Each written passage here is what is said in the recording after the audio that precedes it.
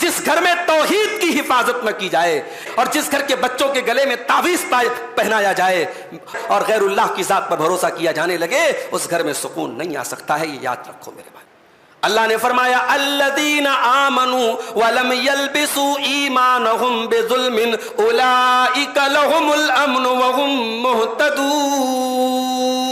جو ایمان لائے اور اپنے ایمان کے ساتھ انہوں نے شرک کو نہیں ملایا، انہوں نے کسی طریقے کا شرک نہیں کیا، یہی وہ لوگ ہیں جو امن اور چین کی زندگی گزاریں گے، اور یہی وہ لوگ ہیں جو ہدایت پانے والے، اللہ کے یہاں کامیابی پانے والے. ماں بڑے فخر سے کہتی ہے صاحب میری بہو تو لاکھوں میں ایک ہے. میں کہتا ہوں تیری بہو لاکھوں میں ایک نہ رہے، کروڑوں میں ایک نہ رہے، ہزاروں میں ایک رہے، مگر دیندار رہے، وہ زیادہ بہتر ہے. اے میری ماں، تیرے گھر کے سکون کے لیے دیندار بہو کا ہونا ضروری ہے. آپ نماز کا ماحول بنائیے گھر میں. آپ نماز کا ٹائم ہو ایسا ماحول بنائیے کہ آٹومیٹک سب لوگ تیاری کرنے لیں، نہیں نماز کا ٹائم ہو گیا. ہمارے کیا ہوتا ہے، نماز کا ٹائم ہوتا ہے، اماں کہتی لاؤ بیٹی وضو کا پانی لاؤ، ہم وضو کر لیں نماز پڑھ لیں. اماں کو خالی نماز کی ضرورت ہے، بیٹیوں کو نماز کی ضرورت نہیں ہے، بچوں کو نماز کی ضرورت نہیں ہے.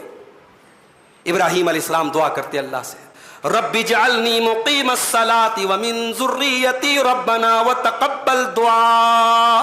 اے میرے پروردگار مجھے نماز قائم کرنے والا بنا دے، مجھے نماز کا پابند بنا دے، ومن ذریتی اور میری اولاد کو بھی تو نماز کا پابند بنا دے. آج کا ہمارا جو موضوع ہے بڑا ہی اہم موضوع ہے، اور اس کا تعلق یہاں بیٹھے ہر انسان سے ہے. اس کا تعلق مردوں سے بھی ہے اور اس موضوع کا تعلق عورتوں سے بھی ہے، کیونکہ ہم سب کہیں نہ کہیں ایک فیملی کے ممبر ہیں. ہم کسی کے بیٹے ہیں، کسی کے باپ ہیں، کسی کے شوہر ہیں، کسی کے بھائی ہیں.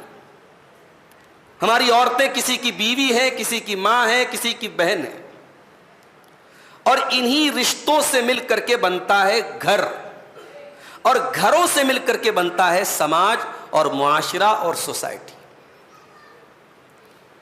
لیکن ہم اور آپ ایک بات یہ بھی دیکھ رہے ہیں کہ آج اگر ہمارے گھروں میں سب سے زیادہ کسی چیز کی کمی ہے تو وہ ہے سکون. گھروں کے اندر سکون نہیں ہے، گھروں کے اندر برکت نہیں ہے. بھائی انسان دنیا کی ٹینشنوں سے الجھنے کے بعد جب اپنے گھر پہنچتا ہے تو اسے کیا چاہیے؟